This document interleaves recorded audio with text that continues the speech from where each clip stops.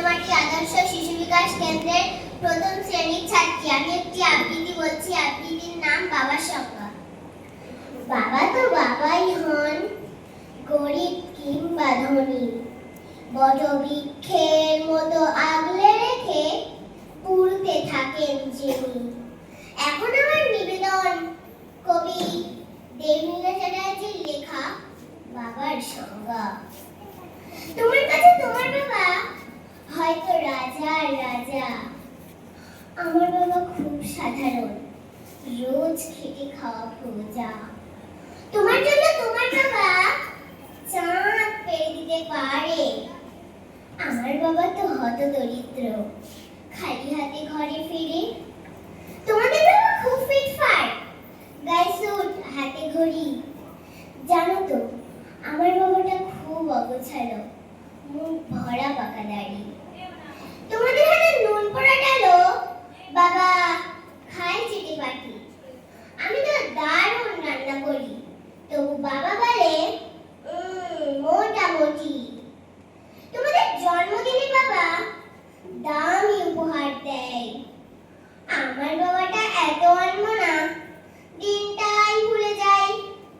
তোমার বাবা হাত ধরিয়ে রাস্তা করায় পার, আমার বাবা নিজেই পারে না, আমি হাত ধরি তার।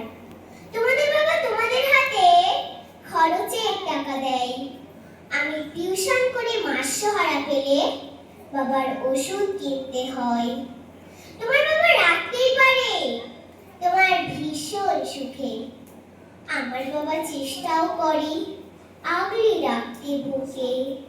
হতে পারে তুমি রাজকন্যা, আমি হয়তো বা দাসী, তবুও দিন শেষে আমি আমার বাবাকে ঠিক ততটাই ভালোবাসি। তোমরা বাবা শব্দে যে সংজ্ঞাটা দাও সারা ফেসবুক জুড়ে, ওই চীনা ছবিটা বাবার উপমা আমায় বড় বিরক্ত করে। আমার বাবা তোমাদের করা ব্যাখ্যার মতো নয়, তাই ওগুলো দেখলে নিজের উপরে বড় অভিমান হয়।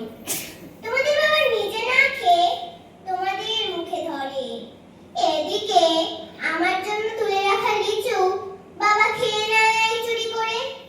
বোঝেই না উনি অত শত কথা, বড় সরল জানো, তাই তো এমন জটিল সমাজে ভীষণ বেমানানো।